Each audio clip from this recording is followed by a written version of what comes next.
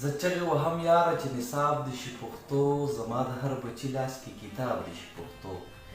زه نه یم منکر د نورو ژبو نه صاحبه، زه نه یم منکر د نورو ژبو نه صاحبه، خو بس په دغې ژبو کې حساب دې شي پښتو. زه وایم چې دا نور خلک دې دا ژبه زده کړي، زه وایم چې دا نور خلک دې دا ژبه زده کړي. زه غواړم چې داسې لوی دریاب دې شي پښتو. ساقبه د خپل خدایه ورته دغه دعا غواړم، ښایسته لکه شیرینه د ګلاب دې شي.